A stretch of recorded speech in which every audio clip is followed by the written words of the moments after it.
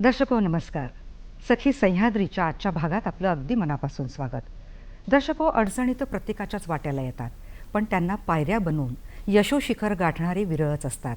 असंच एक व्यक्तिमत्व, ज्यांच्या शरीराला मर्यादा होत्या पण स्वप्नांना नाही, व्यंगाला बंधन होतं पण जिद्दीला नाही. दर्शको, हे व्यक्तिमत्व आहे अबोली जरीत. 80% दिव्यांगत्व असूनही येणाऱ्या प्रत्येक आव्हानांचं त्यांनी यशात रूपांतर केलेलं आहे.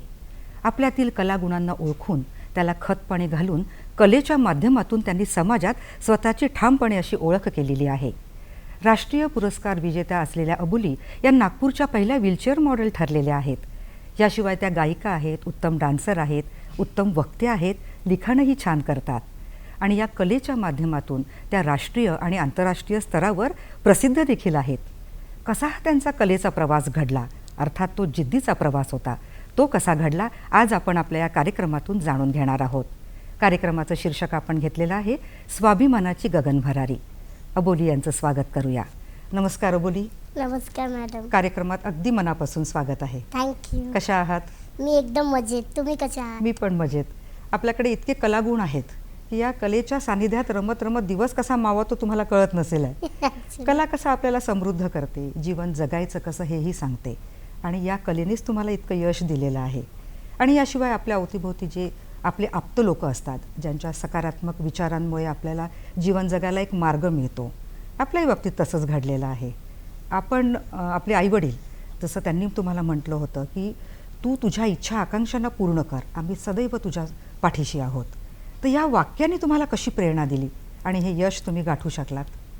ॲक्च्युली माझं बालपण जे आहे ते म्हणजे वर खाली असंच गेलेलं. पण जेव्हा मी झाले तेव्हा असं माझ्या घरच्यांना कळलं नव्हतं की मला प्रॉब्लेम आहे किंवा काही असं.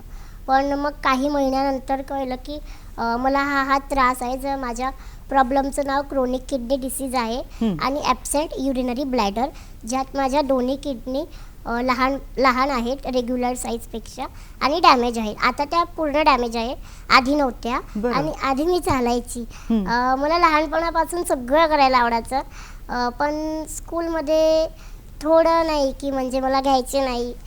मी फर्स्ट स्टँडर्डला होती तर मी स्पीच दिलेलं. जेव्हा मला नर्सरी किंवा KG1 मध्ये असायला पाहिजे तेव्हा मला फर्स्टमध्ये जावं लागलं. बरं. कारण मला कोणत्याच स्कूलमध्ये ॲडमिशन नव्हती मिळत आणि एका स्कूलमध्ये मिळाली, त्यांनी मला सेकंड डे काढून टाकलं. कारण तुमच्या मुलीला प्रॉब्लेम आहे म्हणून आम्ही नाही ठेवू. माझे खूप सारे, जेव्हा मी 2-4 महिन्याची असताना माझे खूप सारे ऑपरेशन्स झाले. तर माझ्या कमरेतनं अशा नळ्या काढलेल्या आहेत. कारण मला ब्लॅडर नसल्यामुळे ते पाईप्स जे आहे ते माझ्या पोटात लोंबकायचे, त्यामुळे माझे युरिन सतत वाहत राहायचे आणि बॉडीमध्ये जमाय व्हायची. तर मग आता यात काय करू शकतो, तर नवीन ब्लॅडर बनवणं शक्य नव्हतं. तर मग तेच ऑपरेशन करून मग कमरेला एक इकडून होल केलेला आहे आणि एक इकडनं. तर मग ते पाईप काढले तर माझी युरिन ती सतत वाहत असते. तरी आम्ही स्कूलला ते सगळं डॉक्टरचे सर्टिफिकेट सगळं दाखवलं तरीसुद्धा त्यांनी मला स्वीकारलेलं नाही. मग माझ्या समोर एक आंटी आहे, त्या स्कूलमध्ये टीचर आहे, माझी आत्या आहे ती. तर त्यांच्या याच्यामुळे मग मला त्यांच्या स्कूलमध्ये ॲडमिशन मिळालं त्यांच्या हेल्पने. आणि ती डायरेक्ट फर्स्ट स्टँडर्डला. ती स्कूल, टीचर सगळे खूप चांगले. फक्त एकाच कारणाने मला हे झालं की म्हणजे मला कुठल्याच फंक्शनमध्ये नाही घ्यायची. सेकंड थर्डपर्यंत घेतलं मला, पण मग नंतर नाही घेतलं. कारण त्यांना वाटायचं मी कोणाच्या धक्क्याने पडली किंवा काही, त्यामुळे. तर मला वाईट वाटायचं. मी घरी येऊन बोलायची की पप्पा असं का करतात माझ्यासोबत. घरी सांगायची मम्मीला. ते बोलले की काही नाही होत, ते नेक्स्ट इयर घेईल, कारण त्यांनी म्हटलं आहे नेक्स्ट इयर घ्यायला, ते घेईल. पण नाही व्हायचं, कारण त्यांनाच माझी भीती वाटायची की मला काही झालं नाही पाहिजे म्हणून, त्यामुळे. तर मग ते सगळं झालं. मग मी बोलायची, पप्पा वगैरे बोलायची काही हरकत नाही, आपण असं वेगळं काही करू, हळू काही ना काही करू. पण तरीसुद्धा मला ते शेवटी आपल्या लहान मुलांना काय कळतं. मी जेव्हा लहान होती तर मला वाईट वाटायचं, आधीच मला सुट्टी देऊन द्यायची. पण मग माझ्या आईबाबांनी, माझ्या फॅमिलीने मला खूप चांगला सपोर्ट केला. माझे सगळे बहीण भाऊ आहेत त्यांच्या आणि माझ्यात असा काहीच वेगळा फरक नाही की मी म्हणजे पीपल विथ डिसॅबिलिटी आहे किंवा काही असं काहीच नाही. एकदम मला सगळ्यांना सोबत सगळं आणि बाहेर पण म्हणजे सगळं एकदम छान. माझं बालपण त्या बाबतीत माझं खूप चांगलं होतं फॅमिली सपोर्टमुळे, कारण मी जे काही करायची ते त्यांना आवडायचं आणि मला सगळं काही त्यांनी करू दिलं की तू जे करशील त्याच्यात आम्ही सोबत आहोत, फक्त काही चांगलं करू शकतो. म्हणजे हीच प्रेरणा घेऊन तुम्ही पुढे गेलात आणि हे यश तुम्हाला मिळालेलं आहे. बालपण कसं होतं थोडं तुम्ही सांगितलं, मग शाळेचा तो प्रवेश कसं ते तुम्ही जमवलं सगळं गणित? शाळेत आता माझी हाईट सगळ्या मुलांपेक्षा छोटीच होती, कारण माझ्या प्रॉब्लेममुळे. कुठले मुलं होते थोडे चिडवायचे, तर कोणी धक्का मारायचे किंवा काही, पण टीचर्स त्यांना रागवायचे. आणि माझे क्लासमेट आणि माझ्या शाळेचे जे मोठे दादा ताई वगैरे होते ते मला खूप चांगला सपोर्ट करायचे. माझे बॅगपासनं मला माझा क्लास जरी वरती होता तरीसुद्धा ते मला न्यायचे, परत खाली आणायचे, बरोबर ते माझं करायचे. आणि माझ्या टीचर्ससुद्धा खूप चांगल्या होत्या की त्यांनी माझी खूप काळजी घेतली. आणि मग मी फिफ्थमध्ये असताना खेळता मी पडली, तर माझा पाय फ्रॅक्चर झालेला. तर मग 4 महिने मी स्कूलला नाही गेली. माझ्या पायात रॉड होते आणि ते ऑपरेशन वगैरे परत त्यात काही ते झालं. ती माझीच चुकी होती, मी खेळायला गेली आणि माझे बाबा बोलले की आता नको जाऊ, दुपार आहे. तरी मी गेली आणि मी पडले. तो एक इन्सिडेंट झाला.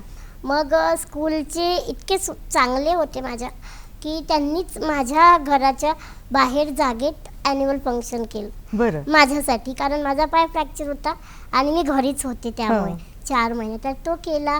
मला तेव्हा खूप असं म्हणजे तो एक्सपिरियन्स खूप छान होता की एवढ्या स्कूलने माझ्यासाठी एवढं मोठं फंक्शन केला. म्हणजे ते मला पार्टिसिपेट नाही करू देत तर काय झालं, पण ते माझ्यासाठी फंक्शन तर त्यांनी माझ्या घरी केलं ना, तर मला खूप मस्त वाटलं तेव्हा. मग परत मी स्कूलला जायला सुरुवात केली 4-5 महिन्यांनी. मग मी स्कूलला जात गेली. मग मी 8th स्टँडर्डला गेली, तेव्हा माझे अजून म्हणजे प्रॉब्लेम अजून वाढत गेला. आणि मग जे व्हायचं नव्हतं तेच झालं. माझं चालणं बंद झालं पूर्णपणे. तर आता समोरचं शिक्षण कसं करायचं, तर ते माझी फॅमिली आणि माझे टीचर्स हे दोघं खूप महत्त्वाचा रोल प्ले करतात माझ्या शिक्षणात. आता काय करायचं, मग टीचर्सनी मला सल्ला दिला की तू शाळेत नको येऊ, आम्ही तुला सगळे नोट्स जे शिकवतं ते आम्ही तुला तुझ्या घरी देऊ, तू मस्तपैकी अभ्यास कर, जर गरज पडली तरच तू शाळेत ये, अदरवाईज तू घरीच अभ्यास कर. तर मी तशाच पद्धतीत घरी अभ्यास केला. 8वी 9वी 10वी मी घरीच अभ्यास केला विदाऊट ट्युशन क्लासेस. आणि 10thमध्ये मला 65%. वा, खूप छान. म्हणजे हा जिद्दीचा प्रवास म्हणावा. आणि नवनवीन शिकण्याचा ध्यास तुम्हाला होता. शिक्षण थांबलं, चालणंही तुमचं बंद झालं, पण तुम्ही थांबल्या नाही. घरी बसून शिक्षण पूर्ण केलं आणि घरी बसूनच तुम्ही गाणंही शिकत गेल्या, डान्सही शिकत गेल्यात, व्हीलचेअर मॉडेलही तुम्ही तिथेच बनलेल्या आहात. म्हणजे ते विचारचक्र तुमच्या डोक्यात सुरूच होतं की मी आता पुढे काय करू. मग अबोली, असा आयुष्यात तो टर्निंग पॉईंट केव्हा आला की तुला वाटलं की नाही आता मला मागे वळून बघायचंच नाही, मला आता पुढे जायचं आहे? तर आता 10th नंतर तर आता ॲडमिशनला 11चा खूप वेळ होता, कारण तेव्हा पण म्हणजे खूप हे व्हायचं की आता कॉलेजची ॲडमिशन कशी करायची. पण माझे स्कूलचे ॲक्च्युली इतके सपोर्टर होते टीचर्स सगळे, तर त्यांच्याच ओळखीने मग भिडे गर्ल्सला माझं त्यांनी ॲडमिशन केलेलं कॉलेजला 11th-12th. तर त्यांनी पण सेम मला छान सपोर्ट केला. घरी नोट्स, एक्झामच्या वेळेस जायचं आणि मग सगळं करायचं. तर मी तसंच सेम पद्धत केली. आणि मग आता काय करायचं बसल्या म्हणजे आता आपल्यापाशी अजून काय टॅलेंट आहे. मग मी अशीच बसल्या गाणं गायची. मला सगळे माझ्या एरियाचे लोक, माझ्याकडचे किती आवाज तर चांगला आहे, मग आपण काही करू शकतो असं नाही का. पण मी म्हणायची काय करू शकतो, माझ्याकडे मोबाईल नाही, काही नाही, मग मी काय करणार. तर मला आयडिया दिला की तू यूट्यूब चॅनल ओपन कर, त्यात तुझे गाण्याचे रेकॉर्डिंग्स टाक. तर मी पहिला व्हिडिओ शूट केला असाच नॉर्मली, कसा तरी ते आम्हाला काहीच नव्हतं कळायचं. व्हिडिओ शूट केला गाण्याचा, मराठी गाणं, आणि तो अपलोड केलेला. आणि त्या व्हिडिओला इतका चांगला प्रतिसाद मिळाला बरं. की सांगू नाही शकत. मग मला वाटलं की मी हे आता कंटिन्यू करते, आपल्याकडे एक काहीतरी आलेलं आहे, हो. तर चलो अभी हम इसमें ही जाते हैं. छान. तर मी यूट्यूब चॅनलचा सुरुवात केली. मग आमच्या इकडे शारदादेवी बसत होती तेव्हा, तर तिथे ऑर्केस्ट्राचा प्रोग्राम होता. मग मी ऑर्केस्ट्रामध्ये आम्ही फक्त जाऊन ऐकायला गेलो होतो. तर मला सगळे लोक म्हणजे मला सामोरं द्यायचं त्यांना, हां. बाकी काही नाही. तू गाणं म्हण, तुझा आवाज खूप चांगला आहे, आम्हाला ऐकायचंच आहे. थोडासा मला तेव्हा म्हणजे असं लाज वाटायची हां, हां. की मी कसं एकदम सगळे, आणि मी क्लासेस नाही केले, मी कशी बोललेली, ते इतके सुंदर गाणे म्हणते, माझं चुकणार तर नाही, असं थोडं मला दडपण होतं. पण तरी मला एका दादाने नेऊन बसवलं तिथे आणि मी तिथे गाणं म्हटलं. माझ्या समोर साक्षात कलेची देवता होती. हं. तर आता मी ठरवलं काही पण होईल, खराब आवाज येईल, चांगला आवाज येईल, काही येईल, मी गाणार. बोलेल गाणं. मी म्हटलं तुम्ही म्युझिक नको वाजवा, कारण मला म्युझिकची अजिबात सवय नाही आहे, मी अशीच गाते, काहीतरी गायचं म्हणून. तर मी गायला सुरुवात केली आणि त्यांनी म्युझिक वाजवायला सुरुवात केली बरं. आणि ते गाणं कसं जमलं आय डोंट नो. बरं. आणि सगळे माझ्यावर प्रभावित झाले. ते बोलले 14 नोव्हेंबरला हां. 2017ला चिल्ड्रन्स डेचा प्रोग्राम आहे, त्यात तू ये, आम्ही हां. तुला सपोर्ट करू, त्यात तू ये. मग मी गेली 14 नोव्हेंबरला. तिथे छान माझा तो पहिला स्टेज शो होता. हो. मला काही तसं म्हणजे किती पण लोक असो माझ्यासमोर, मला काहीच फरक नाही पडत, कारण ते फर्स्ट स्टँडर्डचं भाषण माझ्या डोक्यात बरं. असं आहे. हो. इतकी लोक समोर असताना हं. मला कसलीच भीती नाही वाटत. तर मग मी गेली, मला तिथे बसवलं स्टेजवर, माझी टर्न आली, मी गायली आणि पूर्ण कंटेस्टंटचे जेवढ्या टाळ्या नाही वाजल्या तेवढ्या तेवढ्या माझ्यासाठी तुमच्यासाठी. टाळ्या वाजल्या. आणि अक्षरशः प्रत्येक ऑडियन्सच्या डोळ्यात एक एक थेंब पाणी होतं, म्हणजे त्यांचे डोळे अक्षरशः पूर्ण भिजलेले, बरं. कारण माझं गाणंच तसं झालं होतं आणि मी चॉईस तसं केलेलं. हो, मी तू कितनी अच्छी है सॉन्ग गायलं होतं तिथे बरं. आणि सगळ्यांना खूप आवडलं. मग मला वाटलं की मी आता असे शोज पण करू शकते, शकते. म्हणजे आता गाण्यात पुढे जाऊ शकते. हां. म्हणजे अबोली, तुमचं हे पहिलं यश म्हणावं, प्रसिद्धी सुद्धा म्हणावी, कारण तुमच्या अवतीभोवतीच्या लोकांनी तुमचं कौतुक केलं आणि तेव्हा ठरवलं की नाही, आता मागे वळून बघायचं नाही, पुढेच जायचं, आणि तो गाण्याचा तो प्रवास सुरू झाला. बरं, आता गाणंही सोपं नाही आहे ना, त्याला रियाज लागतो, त्याला अभ्यासही करावा लागतो. कसं मग तुम्ही हे गणित जुळवून आणलात, कसा अभ्यास केलात? तेच मग आता मला गाण्यात तर सामोरं जायचं होतं, पण मी आता यात कशी सामोरं जाऊ? मला तर नॉर्मल अशीच गाणे येतात, म्हणजे जे मी सोपे जे म्हणू शकते. पण जर मला अजून काही जास्तपैकी चांगले म्हणायचे असले तर मी कशी करीन. पण मी असंच मग यूट्यूबवरनंच घरीच प्रॅक्टिस करत गेली आणि मी माझ्या सिंगिंगचा प्रवास तसाच सुरू ठेवला. आणि मग आता सिंगिंगऐवजी माझ्यात असं आहे की मी एकटी आहे. मला असं आहे की एकच नाही, मला सगळं काही करायचं आहे. बरं. असं मल्टी टॅलेंटेड. आणि गुणही तेवढे आहेत तुमच्यात. मला सगळं काही करायचं, अभि मैं क्या करू. मी चालू नाही शकत. भरपूर म्हणजे आता आपण थोडं सामोर येत गेलो तर निगेटिव्हिटी येतेच आपल्या हो. मागे. तर बोलायचे लोक, तू चालत नाही, डान्स कसा करशील, वॉट एव्हर जे काय. मी त्यांच्याकडे लक्ष न देता मी सिटिंग कोरिओग्राफी स्टार्ट केली. बरं. आणि मी बसल्या बसल्या डान्स करते विथ एक्सप्रेशन्स. आणि त्यानंतर मला मग एक सिंगर तर मग मी झालीच, मला डान्सरचा सुद्धा टॅग भेटला. बरं. आणि मग मी दोन्ही गोष्टी करायला लागली. आणि मग आलं 2018 आलं, हां. सारेगमचे ऑडिशन्स होते. हं. मला जायचं होतं, पण माझ्या आईची जॉब असल्यामुळे मी नाहीच गेली तिथे. कारण ती बोलली आता वेळेवर आपण कसं जायचं, माझी तर उद्या जॉब आहे, मी सुट्टी नाही घेऊ शकत वेळेवर. अबोली, तुमच्या गाण्याचा हा प्रवास जाणून घ्यायचा आहे, कारण गाण्याने तुम्हाला मोठ्या प्लॅटफॉर्मपर्यंत पोहोचवलं आणि गायिका अबोली ही ओळख तुमची निर्माण झाली आहे. पण इथे थांबूया, ब्रेकची वेळ झालेली आहे. दर्शको, अबोली यांच्यासोबत अशाच गप्पा पुढे सुरू राहतील, पण इथे थांबूया आणि घेऊया कार्यक्रमात एक छोटासा ब्रेक. भेटूया लगेचच.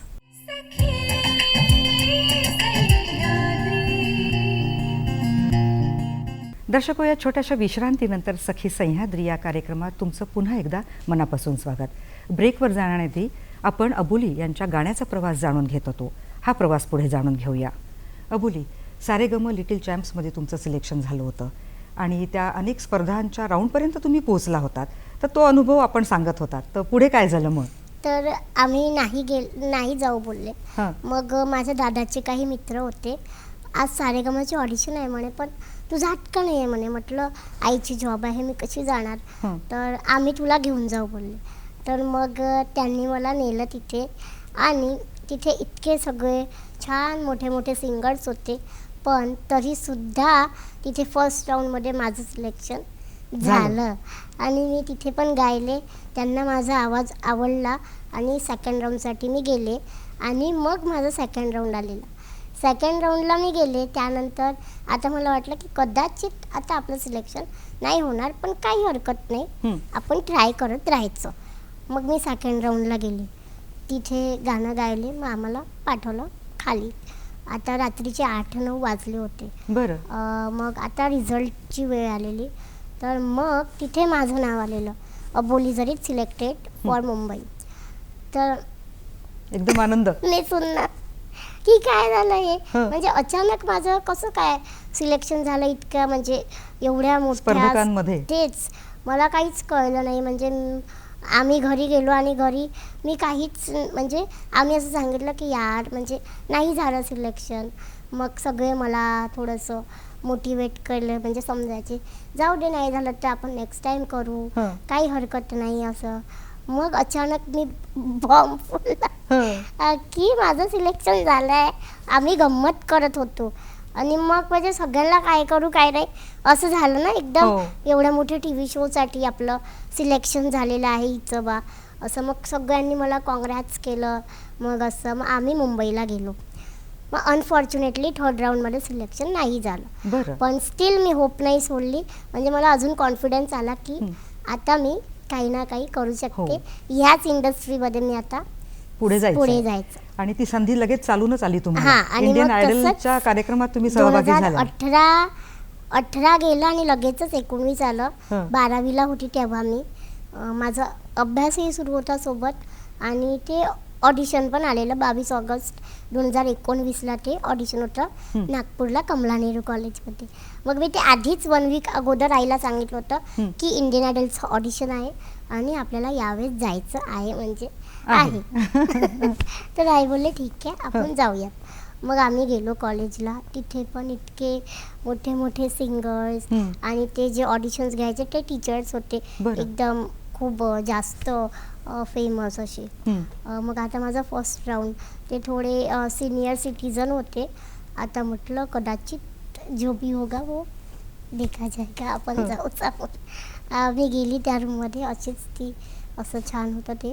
आणि मग एकदम सायलेंट सगळं, आणि मी माझं गाणं म्हटलं, आणि त्यांनी म्हटलं की आईला आत बोलव. आईला आत बोलवलं, मग परत गाणं म्हटलं. मग ते झालं. आम्हाला खाली पाठवल्या गेलं. मग आम्हाला बोलल्याला गेलं की तिथे की तुमचं सिलेक्शन नाही झालं आहे, तुम्ही जाऊ शकता. म्हटलं ठीक आहे, कोई बात नाही, हो जाता है. मग वरतून कोणीतरी आला त्या टीममधलं, बोली जरीत कहा है बोले. तर त्यांनी सांगितलं वो जा रहा है, उनका सिलेक्शन नहीं हुआ है ना. मग ते बोलले अरे नहीं, उनका सिलेक्शन हुआ है. तर मग आम्ही म्हटलं हे काय चालू आहे इथे, कोणी म्हणतं नाही झालं, कोणी म्हणते झालं. आणि मग आम्ही सेकंड फ्लोअरला गेलो. मग तिथे माझा थोडासा असंच इंटरव्ह्यू घेतला, माझे प्रॉब्लेम सगळे विचारले, सगळं काही काही झालं. मग माझं ऑडिशन झालं. बरं. तिथे माझं ऑडिशन झालं. म्युझिक सकट होतं तेव्हा, थोडीशी मला झाली होती प्रॅक्टिस इन्स्ट्रुमेंटसोबत गाण्या म्हणायची. तर मग मी गेली, गाणं सुरू केलं, आणि त्यांनी म्युझिक थांबवून दिलं. मी म्हटलं सर तुम्ही म्युझिक का थांबवलं, कारण मी पटकन बोलून देते असं. तर ते बोलले आपकी आवाज़ ही इतनी अच्छी है तो आपको म्यूज़िक की ज़रूरत ही नहीं है, आपकी मम्मा आई है. म्हटलं हां, तो उनको बुलाव. तर मग आई आली. मग मी परत गाणं म्हटलं. आम्हाला वेगळ्या रूममध्ये बाहेर सोडलं. मग आता आम्हालाच रात्रीचे पण 7:30-8 वाजलेच होते. आम्हालाच वेगळं बसवलं, आणि बाकीचे कंटेस्टंट वेगळे. सगळे माझ्याकडे असे बघत होते की हिला का असं बसवलेलं आहे, हिच्या फॅमिलीला का असं बसवलं आहे, आणि आम्हाला का असं करत आहे हे लोक. आता आम्हाला थोडी आयडिया होता ना की ते का. मग आतून टीम मेंबर आले, आणि त्यांनी मला म्हटलं की बोली आपका सिलेक्शन हो चुका है, बट डायरेक्ट TV राउंड के लिए आपका सिलेक्शन. आणि तेव्हाच मी म्हणजे सांगू नाही शकत की म्हणजे ते मी हसू की रडू मला काहीच नव्हतं कारण इकडून डोळ्यातून पाणी पण येत होतं हां. आणि मी हसत पण होते आणि काय करून कारण माहीत हो. नव्हतं मला. तिथे तुम्ही गाणं गायलात, ते सादर केलं. मग जजेसचे काय कमेंट्स होते? हां, मग आम्ही मुंबईला गेलो. तिथे पण असं 2-3 दिवस रिहर्सल झाले हां. आणि मग ते अजून इंटरव्ह्यूज वगैरे सगळं झालं. मग फिफ्थ डेला ते राऊंड होता तो. मग मी आत गेली. आत गेल्यावर सगळं एकदम सगळे जजेस बसलेले. हं. मी बसले. मला इतकी मोठी स्क्रिप्ट दिलेली. हं. मी ती वाचली. म्हटलं यात तर काही वेगळंच दिलेलं आहे हं. आणि मी तर काही वेगळंच. मी म्हटलं त्यांना मी हो म्हटलं ठीक आहे हं. मी बोलेल असं पण मग मी जशी गेली ना म्हटलं सोड मला ते स्क्रिप्ट काही पाठ होत नाही आपल्याला स्क्रिप्ट जमत नाही मला जे वाटेल मी ते बोलेल. हां. आता जजकडे पण सेम स्क्रिप्ट असते ना जी आपल्याकडे असते बरं. त्यांच्याकडे आता त्यांना वाटलं की मी स्क्रिप्टेड बोलेल हां. पण स्टील मी जशी बोलायला लागली ना ते एकदम चक्क की हां. ही काय बोलत आहे आम्ही म्हणजे त्यांना कळलंच नाही की म्हणजे एकदम ते असे शॉक झालेले हं. की आता आम्ही काय बोलावं बरं. मग ते बघ ते पण त्यांच्या मताने बोलायला लागले जसं नेहा मॅम विशाल सर हो. आणि अनु मलिक सर. मग ते पण त्यांच्यानुसार बोलायला लागले की ही स्क्रिप्टेड नाही आहे बा तर आपण आपलं मन मोकळेपणाने आपण बोलू शकतो. हो. तर मग मी गाणं गायलं पहिले तर सगळं बोलणं वगैरे झालं आणि नेहा मॅमला मी इतकी आवडलेली अरे वा. ॲक्च्युली म्हणजे नेहा मॅम मला खूप आवडते हां. खूप जास्त आणि त्यांना मी इतक्या त्यांनी मला अक्षरशः त्या माझ्या बाजूला आल्या आणि त्या बोलल्या की मी आपको जिंदगी भर याद रखूंगी. अरे वा. मग ते सगळं झालं आणि त्यांनी ती प्रॉमिस कंप्लीट केलं. हं. म्हणजे कंप्लीट करत आहे ते आत्ता पण करत आहे की म्हणजे त्यांनी जे मला म्हटलं होतं की हां. मैं आपको प्रॉमिस करती हूँ की मैं आपको हमेशा जिंदगी भर याद रखूंगी आणि ते मला आज सुद्धा त्या माझ्या कनेक्टेड आहे किती माझ्याशी छान. आणि मला खूप आवडतात आणि त्यांना मी खूप आवडते. हो. असं. आणि एवढ्या दिग्गज गायिका आहेत त्या नेहा कक्कर आणि त्यांनी तुम्हाला अशी शाबासकी देणं हां. म्हणजे किती छान गोष्ट आहे. मी त्यांच्याशी गाणं पण गायले मग त्यांच्यासोबत. हां. म्हणजे अशा रीतीने तिथे तुम्ही जरी स्पर्धा जिंकला नसाल तरी तुम्ही जजेसचं मन जिंकलं, प्रेक्षकांचं मन जिंकलं. आता तिथे तुम्ही जे गाणं गायलात त्या गाण्याने जजेस आणि प्रेक्षकांचं मन तर जिंकलंच. पण आता आपली ही मुलाखत जे दर्शक बघत असतील त्यांनाही वाटत असेल की अबोलीनी हां. गाणं गावं तर 4 ओळी आमच्या दर्शकांसाठी गाऊन दाखवा ना. हां नक्कीच. जे मी तिथे गायलं ते गाऊ. चालेल. नैना जो सांझ ख्वाब देखते थे नैना बिछड़ के आज रो दिए हैं यूं जुदा हुए कदम जिन्होंने ली थी ये कसम मिलके चलेंगे हरदम अब बांटते हैं ये गम भीगे नैना. खूप छान. असं Thank वाटतं you. ऐकतच राहावं. घरीच रियाज करणं, पाठांतर करणं आणि असं सादर करणं ही गोष्ट सोपी नाही आहे. पण जी गोष्ट सोपी नाही ती थोडी आपली अबोली करते. कठीण गोष्ट अबोली करते. Actually. पुढचाही प्रवास जाणून घेऊया. इथे थांबायचं आहे, ब्रेकची वेळ झाली आहे. हां. दर्शको, अबोली यांच्याशी पुढेही अशाच गप्पा सुरू राहतील, पण थांबूया आणि कार्यक्रमात घेऊया एक ब्रेक. भेटूया लगेचच.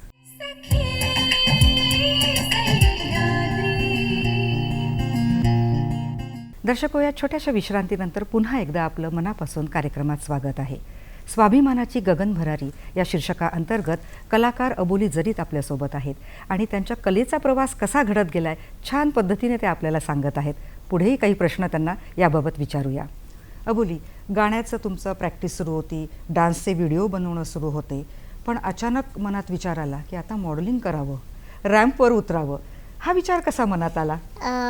तसं तर मला मग सवय झालेली होती की मी मॉडेलिंग पण करते म्हणजे सुरुवात करेल पण ते कशी करायची मला त्याचा काहीच आयडिया नव्हता.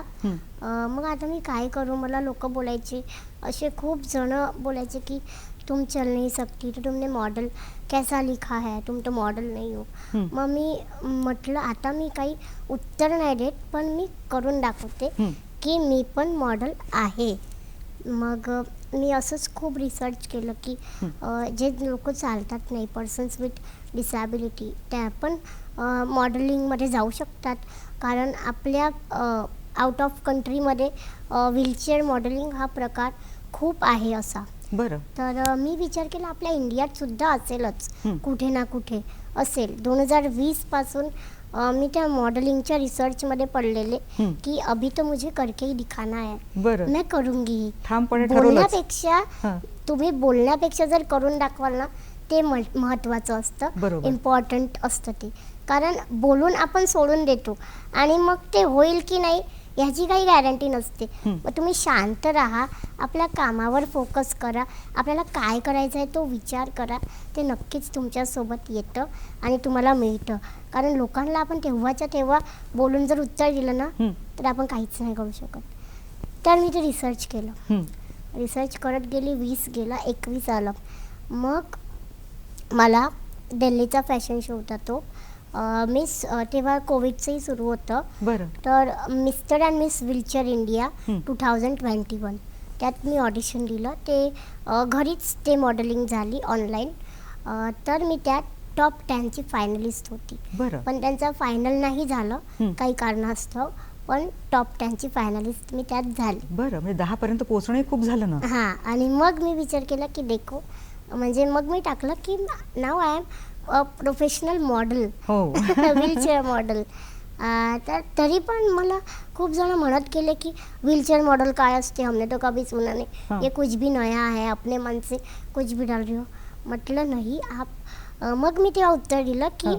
तुम्हाला आयडिया नाही आहे की व्हीलचेअर मॉडेलिंग काय असतं. तुम्ही रिसर्च करा, तुम्हाला माहीत हो. पडेल. किती अभ्यास करता तुम्ही, किती वाचन करता आणि बरोबर त्या गोष्टीचा शोध घेता आणि तिथे उतरता आणि त्यात यश मिळवताच. मग अशा रीतीने मॉडेलिंगचा तो प्रवास सुरू सुरू झाला झाला. आणि मिस व्हीलचेअर इंडिया स्पर्धकांमध्ये 10 स्पर्धकांमध्ये तुम्ही होतात. हां. इथपर्यंत तुम्ही मजल मारलीत. मग तुम्ही नागपूरच्या पहिल्या व्हीलचेअर व्हीलचेअर. मॉडेल ठरल्या. ही स्पर्धा कोणती होती? ती इंडियाज दिव्यांग ग्लॅमर नावाची स्पर्धा होती. हं. नागपूरलाच होती आपल्या तेव्हा, ते नागपूरमध्ये आलेलं. बरं. तर मी त्याचे ऑडिशन्स दिले, त्यात मी सिलेक्ट झाली. काही कारणास्तव मी ग्रूमिंग सेशन्स नाही करू शकले. हं. मी त्या मॅमशी वगैरे सगळं बोललेली की सॉरी मॅम, माझ्या आईची जॉब असते, त्यामुळे मी ग्रूमिंग सेशन्स नाही करू शकत.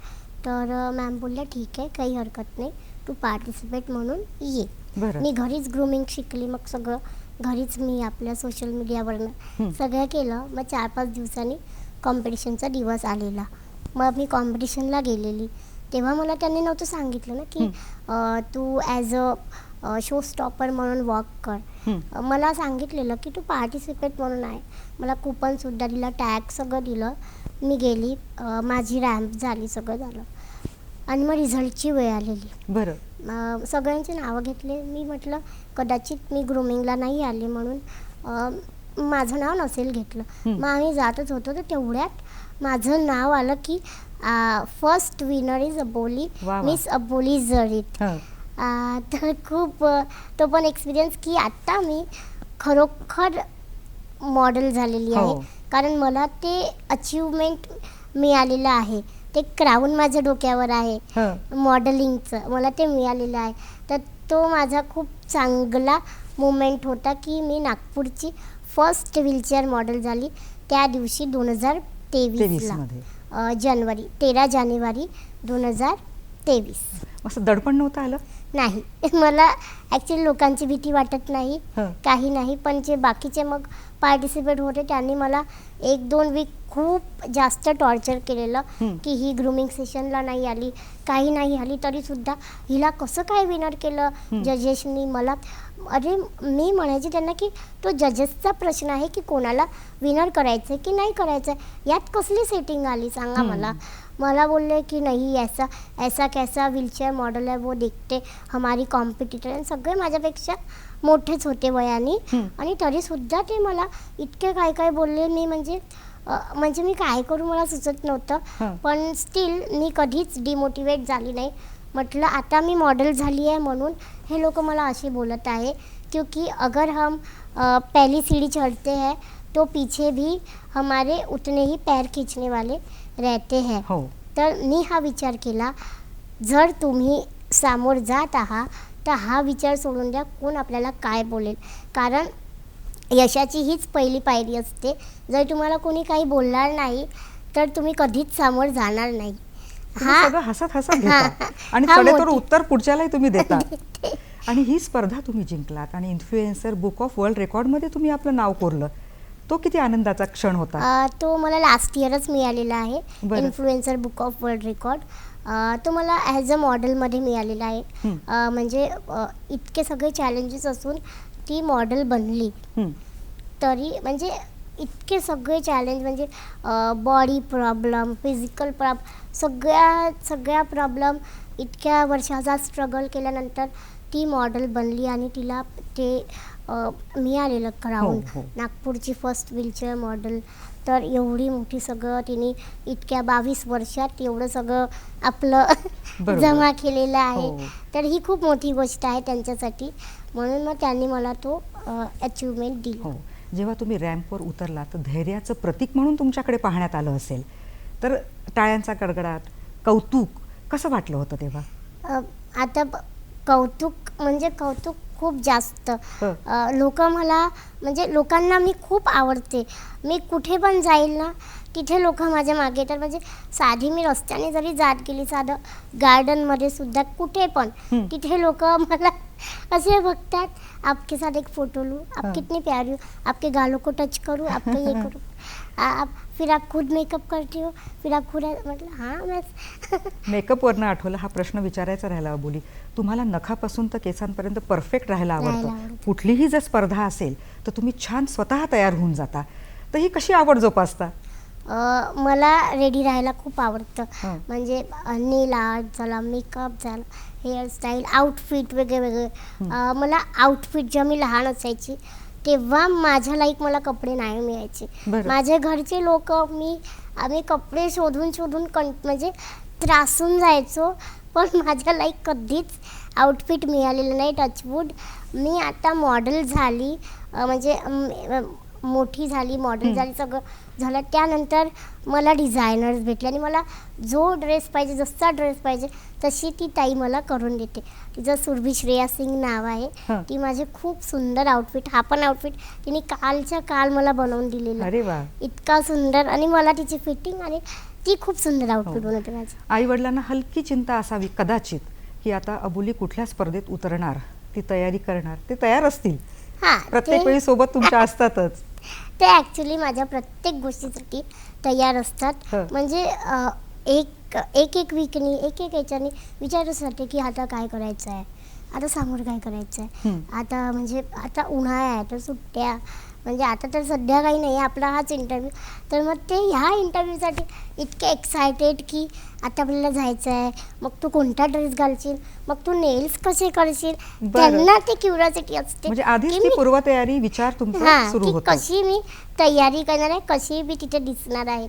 मी सगळं काही सांगते की मी सगळं बरोबर करते, तुम्ही टेन्शन नको घ्या. आणि त्यांना माझ्या तयारीचं काहीच टेन्शन नाही आहे, कारण मी स्वतःच करते. मला कसा आउटफिट पाहिजे, कसा मेकअप पाहिजे, कसे हेअर्स पाहिजे, कसे नेल्स पाहिजे, कसे शूज पाहिजे, सगळं मी स्वतःच. फक्त मला सांगायचं राहते की मी असं करणार आहे. बाकी मग त्यांना तयार राहतात.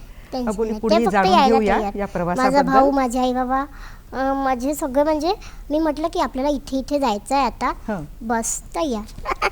गप्पा तर पुढे मारूया, इथे थांबूया, ब्रेकची वेळ झाली आहे. मला जमेल का, मी करू शकेल का, या प्रश्नांना जिंकून उत्तर देणाऱ्या अबोलींशी पुढेही गप्पा मारूया. पण इथे थांबूया आणि भेटूया सखी सह्याद्री या कार्यक्रमात लगेचच.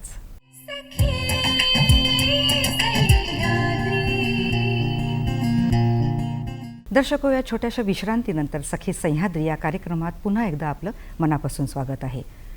जिद्दीतून यशाकडे नेणारा हा प्रवास अबोलीताईंचा छान रंगत चाललेला आहे. छान मनमोकळ्या गप्पा त्या मारत आहेत. पुढचाही प्रवास जाणून घेऊया.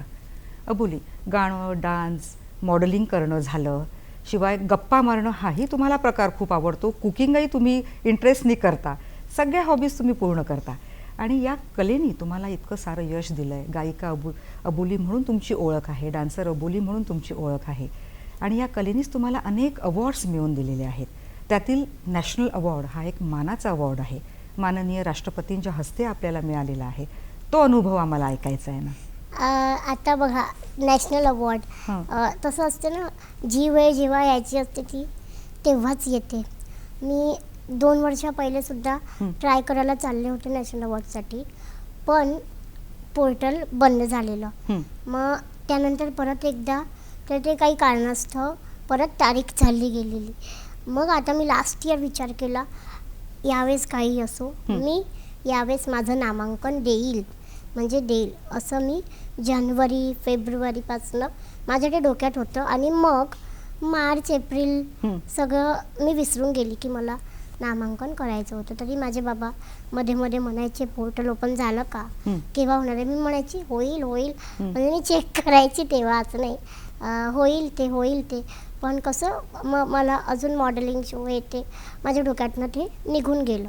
नाही, मॉडेलिंग शो नाही, सॉरी, 2024ला ना मला थोडा माइल्ड अटॅक टाईप झालेलं. बरं. तर माझे 2025चे 6 महिने खूप डिफिकल्ट होते. तेव्हाच मला कळलेलं की माझ्या दोन्ही किडनीज डॅमेज झालेल्या आहे. बरं. मला सलाईन नाही लावू शकत, इंजेक्शन नाही लावू शकत, आणि माझं डायलिसिससुद्धा नाही होऊ शकत. आता काय करायचं? माझे डॉक्टर अवेलेबल नव्हते तेव्हा. मग आम्ही एम्सला गेलो. मग तिसऱ्या दिवशी तेव्हा मी थोडी स्टेबल झाली, तर बरं. पण मी मग दुसऱ्या हॉस्पिटलला गेले. ते डॉक्टर मला खूप चांगले मिळाले. त्यांनी मला काही मेडिसिन्स दिल्या. स्टार्टिंगला त्या मेडिसिन्सचा खूप त्रास झालेला, म्हणजे खाण्यात ते वोमेट हे ते सगळं. स्टार्टिंगचे 6 महिने त्यातच गेले माझे. तब्येतीत मी काहीच नाही केलेलं, म्हणजे स्टील, म्हणजे मी त्या याच्यात होतीच नाही की मी काय करू. मी फक्त माझ्या आईनेसुद्धा तेवढ्या दिवस ते सुट्टी घेणं हे करणं ते सतत सुरू राहायचं. हॉस्पिटल घर 6 महिने माझं तेच सुरू राहायचं. मग ते झालं. मग तरी अधामधात पप्पा विचारायचे की ते आलं असेल. माझं तेवढं म्हणजे हेच नव्हतं की मी ते करू शकेल काम. तर मग माझी थोडी तब्येत ठीक व्हायला लागली. मेच होता. बरं. तर एक रँडम ग्रुप आहे, त्यात ती लिंक आलेली की उद्या नॅशनल अवॉर्डचं लास्ट डे आहे पोर्टलचं. म्हटलं यार शिट, मुझे ये करना था. आणि मग आता लास्ट डे मी काय करू? पटकन सगळं मी दुसऱ्या दिवशी लवकर उठली. मी कधी लवकर उठत नाही, पण लवकर उठली आणि ते पोर्टल ओपन केलं, रजिस्ट्रेशन केल्यानंतर मग तो फॉर्म फिल केला. बरं. अब हे लगा की हां, एक काम झालं. फायनली मी फॉर्म फिल केला. हं. मग थोड्या वेळाने मला आठवलं, शिट, मैंने तो यही जे माझे काम आहे त्या कामाच्या लिंकच नाही टाकलेल्या की मी काय करते. ज्यांना कसं कळणार? माहिती तर टाकून दिली मी हे करते, पण मी कसं करते हे त्यांना कसं कळणार? म्हटलं आता लास्ट डेट आहे, मी काय करू, कसं करू? मी अजून चेक केलं की आपण आता जाऊ दे, म्हटलं जे होईल ते होईल. मग दुसऱ्या दिवशी पोर्टल ओपन केलं, तर त्यात लिहिलेलं की तारीख वाढली आहे बरं. 31 जुलैपर्यंत. तर मग मला थोडं चांगलं वाटलं की नाही, आता मी परत तो फिल करू शकते. आणि हा सगळा फॉर्म तुम्ही भरलात. हां. पण जेव्हा तुमचं नाव डिक्लेअर झालं की तुम्ही राष्ट्रीय पुरस्कारासाठी निवडला गेला, तो अनुभव ऐकायचा आहे ना, तो क्षण कसा होता हां, तुमच्यासाठी? मग मी श्रेष्ठ तर भरलेलाच, मग सर्वश्रेष्ठ पण भरलेला. मग 4 महिने ते खूप मी त्याच्यात होते. कोणाशी म्हणजे खूप कमी बोलायचं, म्हणजे सगळं त्याचीच प्रॅक्टिस की जर मला भेटलं तर कसं होईल. तर मग असं माझे बाबा आणि मी, एकतर आई ऑफिसला जाते, सगळे आपापल्या कामात असतात, आम्ही दोघंच मग बोलायचो असं होईल, मग आपण जाऊ. म्हटलं, मग पप्पा म्हणे आता स्वप्न नको पाहू, ते तेव्हा होईल तेव्हा. म्हटलं नाही, 100% होईल. बरं. मला विश्वास आहे की होईल म्हणजे होईल. 4 महिने कसे गेले कळलंच नाही. जसं 4 ऑक्टोबर आला तेव्हाच माझी तब्येत खराब व्हायची होती परत. ती झाली, सर्दी, खोकला, अंगात ताप. त्यांचा तिकडून कॉल आला की तुम्हाला ऑफिसला व्हेरिफिकेशनसाठी जायचं आहे. बरं. म्हटलं आता माझी तब्येत खराब आहे कशी? त्यांना म्हटलं हो मी जाते, 16 तारखेला जायचं होतं, 16 ऑक्टोबरला. माझी तेव्हा इतकी ताप होता मला, तरी मी सकाळी उठली, तयारी केली, गेली. ते ऑफिसचे लोकंसुद्धा बोलले की तुला इतका ताप आहे, सर्दी आहे, सगळं, तू कशी काय आली? म्हटलं आता माझं काम आहे तर ते मला करावंच लागेल, की मला कितीही ताप असो, क्योंकि काम तो काम है ना. ते मी केलं. मी घरी आले, मला बोलायचं होतं, त्यांना व्हिडिओ पाठवायचा होता, माझं जे पण वर्क आहे ते सगळं. तो व्हिडिओ पाठवासाठी मला इतक्या वेळा रिटेक घ्यावे लागले की कधीच मला रिटेक करावं नाही लागत. बरं. पण त्या व्हिडिओसाठी त्या दिवशी तापामुळे मला घ्यावं लागलं. हं. मग झालं 16 तारीख गेली. मग आता रिझल्टची वेळ वाट. होती. हं. 31चा रिझल्ट होता. पण मी असंच पोर्टल 10-10 वेळा बघायचे. आता आपल्याला एक्साइटमेंट नाही, इतकं होईल का होईल का असं. मग मी 30 तारखेला असंच 5 वाजले होते, असंच पोर्टल ओपन केलं. हिच्यात तर रिझल्ट आला. म्हटलं आता काय. म्हटलं मी डोळे बंद करते चुपचाप, हं. जे होईल ते होईल. डोळे बंद केले, हं. पोर्टल ओपन केलं. मग हळूच असा थोडंसं, मग पटकन डोळे बंद केले. मग उघडले मी डोळे, वरचं सगळं हेडिंग सगळं वाचलं. हं. मग सगळ्यात पहिले माझं नाव वा वा वा. सुश्री अबोली विजय जरीत, नागपूर, महाराष्ट्र. वा. ते पण सगळ्यात हायएस्ट कॅटेगरीमध्ये, सर्वश्रेष्ठ दिव्यांगजनमध्ये, आणि पूर्ण 32 मेंबर्समधून माझा फर्स्ट वा, वा, नंबर. वा. इंडियातून माझा फर्स्ट नंबर आला. आणि या कॅटेगरीमध्ये नागपूरमध्ये मी पहिली आहे. किती छान. National award. म्हणजे किती तो अभिमानाचा क्षण, कौतुकाचा हा. क्षण सगळ्यांसाठीच होता तो. ॲक्च्युली आणि हा तुम्ही खूप जिद्दीने जिंकून दाखवलं. जास्त प्राऊड मुमेंट होता. म्हणजे मला काय करावं काय नाही सुचलंच नाही, कारण मी आणि पप्पाच होतो तेव्हा. मी इतक्या डोळ्यात चिरवली. माझे पप्पा बोलले काय झालं. हं. मी म्हटलं माझा रिझल्ट आला. मग काय आला म्हणे रिझल्ट. म्हटलं रिझल्टमध्ये मी सिलेक्ट झाली म्हटलं. मग मी इतक्या जोरात, म्हणजे आता मी नाचू नाही शकत होती. मी खालची उतरून असं म्हणजे मला काहीच नाही कळत होतं की काय करू काय नाही. म्हटलं मी जोरात चिल्लावते.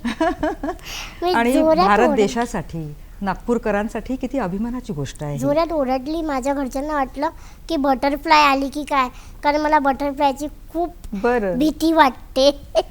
तर मी पण अबोली ओरडले. कशाला घाबरतात हे आम्हाला आता कळलं. मला कशाची नाही, पण बटरफ्लायची सर्वात जास्त हो. भीती वाटते. म्हणजे अबोली, अशा रीतीने तुम्ही ते राष्ट्रीय पुरस्कार तुमच्या नावावर केला. आणि मग जग जिंकलं तुम्ही. आम्ही पुढेही दिल्लीला जाणून गेलो. घ्यायचं आहे, पण ब्रेकची वेळ होती आहे. दर्शको, अबोली यांच्या कलेचा प्रवास पुढे जाणून घेऊया, पण कार्यक्रमात थांबूया आणि भेटूया लगेचच.